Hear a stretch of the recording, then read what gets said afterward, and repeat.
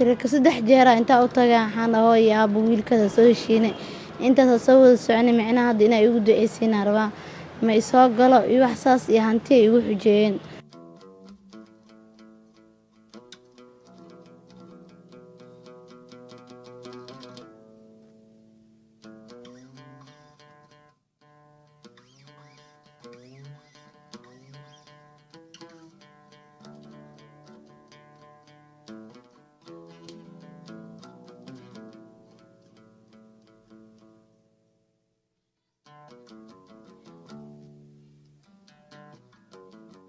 xaaraanta waxaa ka doorbiday in aan masaafo isla aadno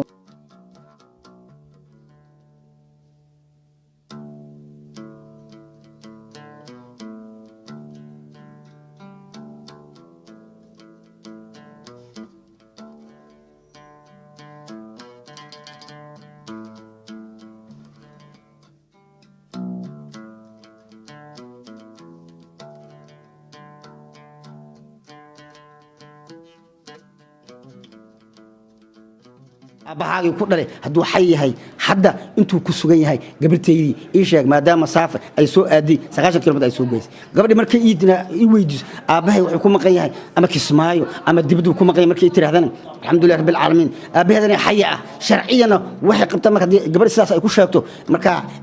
gabadheyda anoo waliyi quraan hortaada fadhiyo diinta ilaahay mas'uulan ka ahay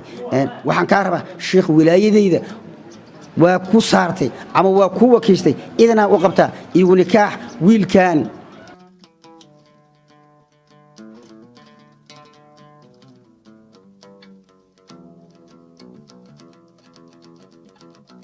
bani aadinka lama xadi karo mobile ma aha lacag ma aha ilaahay qof bani aaduna sharaf leh qof ay soo raacday aayadana u daliila wala qad karamna bani aadam qof bani aadam karam leh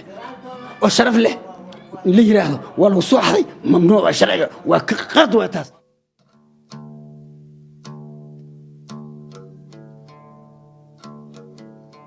marka maadaama xaaraan aan gali leen gabadhina as jecelnahay walla weyn aan as soo mehersan waxba dhibaato ma leh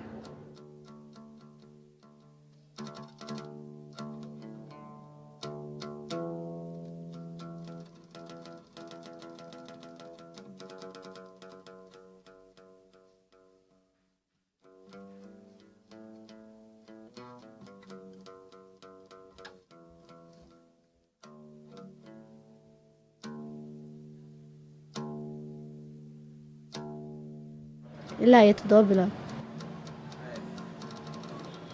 ilaa iyo 7 bilood isqabnay haddana waa kala tagnay